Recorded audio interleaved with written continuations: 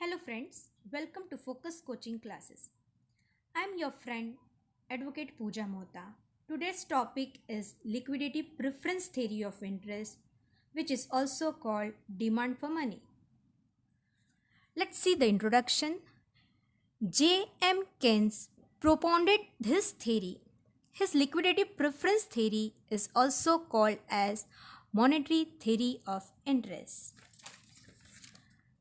ये theory first time forward की थी केन्स ने और डिमांड फॉर मनी की वजह से इसे मॉनेटरी थ्योरी ऑफ इंटरेस्ट भी कहते हैं. Keynes says every person want to save his income in the form of cash as he has preference for liquid cash. Keynes का कहना है हर व्यक्ति का प्रेफरेंस अपने इनकम और सेविंग लिक्विड फॉर्म में होना चाहिए ताकि वो अपनी नीडेड थिंग्स परचेस कर सके. It is called liquidity preference of a person. इसीलिए the demand for money is called liquidity preference. When loan is given by one person to another, he has to forgo liquidity, that is his liquidity preference.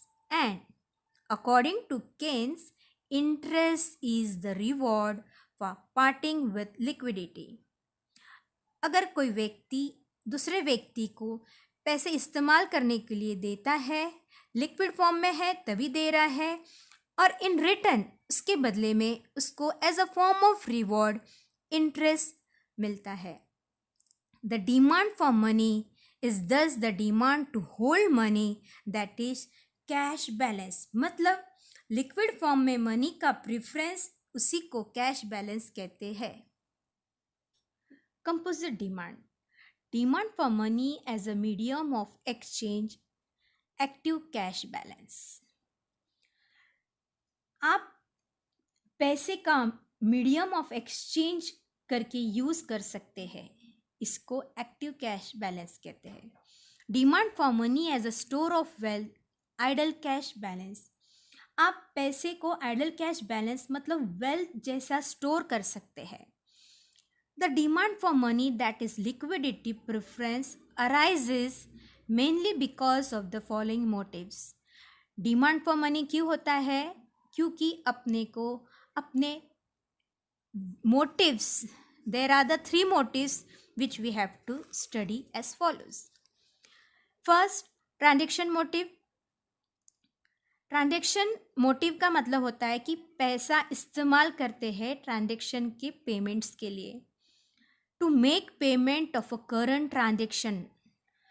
Current transaction जो होते हैं, day to day transaction जो होते हैं, उसके payment के लिए, उसके ट्रांजेक्शन के पेमेंट्स के लिए, उसके मोटिव के लिए ये पैसा यूज़ किया जाता है. या second, rate of interest does not affect. यहाँ पे रेट ऑफ इंटरेस्ट का कोई इफेक्ट होता नहीं है. Third, consumer hold cash for day to day purchases, household expenses जैसे कि paying wages, raw material, salary etcetera. रोज़ के ज़रूरत की वस्तुएं परचेस करने के लिए, ट्रांजेक्शन्स पेमेंट के लिए ये पैसा अपन इस्तेमाल करते हैं. इसका फॉर्मूला है liquidity transaction. Liquidity transaction motive that is function of income. यानी जितनी अपनी इनकम है वो हिसाब से अपने डे टू डे ट्रांजेक्शन्स रहेंगे. Second thing, precautionary motives. Precautionary motives. Demand for money depends against unforeseen contingencies. अपनी ज़रूरत अनसर्टेनिटीज़, फ्यूचर में जो अपने को सडनली कुछ प्रॉब्लम्स आती है due to sickness, accident etcetera, वहाँ पे प्रिकॉशनरी मनी मोटिव के लिए ये पैसा इस्तेमाल किया जाता है. Liquidity precautionary that is function of income. Speculative motives. Speculative motives यानी demand for money for the speculative motive is interest elasticity. यहाँ पैसा एक गैम्बलिंग फॉर्म में या रिस्क कवर करता है, क्योंकि ये पैसा कुछ रिटर्न के लिए इन्वेस्ट किया जा रहा है.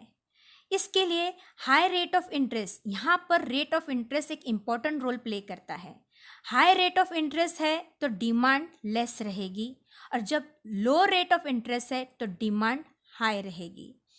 यहाँ it is affected by rate of interest, इसलिए यहाँ डिमांड ऑफ मनी का पूरा इफेक्ट रहता है. It is directly related to the rate of interest.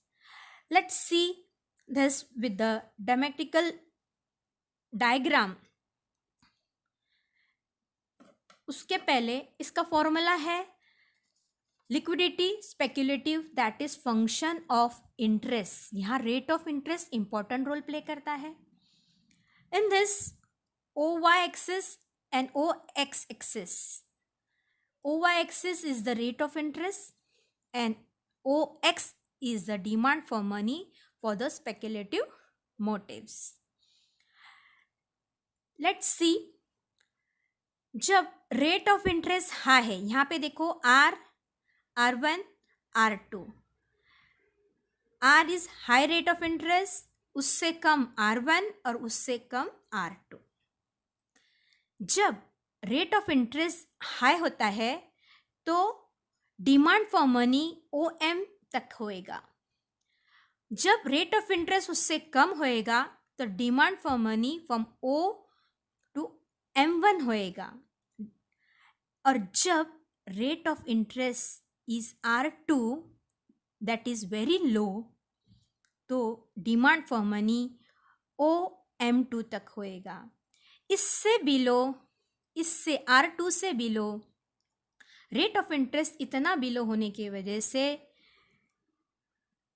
Person will not be interest for giving the money on interest basis. They will prefer to hold the cash as a constant, and this is called liquidity trap. यहाँ पे ये constant जो दिख रहा है, यहाँ पे money को होल्ड करना रखना पसंद करेंगे क्योंकि उसका return of interest is very low, below R2. M is equal to M1 plus M2. Demand for money M1 plus M2. M1 क्या है? Transaction plus precautionary motives. M2 is speculative motives. M is equal to L1 that is function of income plus L2 that is rate of interest, where Y is income, I is rate of interest, M is demand for money.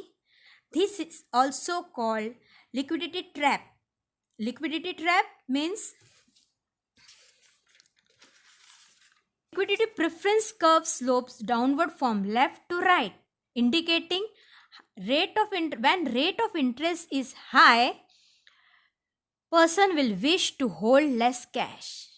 When rate of interest is low, wish to hold more cash. Thus, according to Keynes, the rate of interest can never follow to zero. It means when rate of interest falls to very low level, people will feel that it is better to keep liquid cash rather than security and bonds.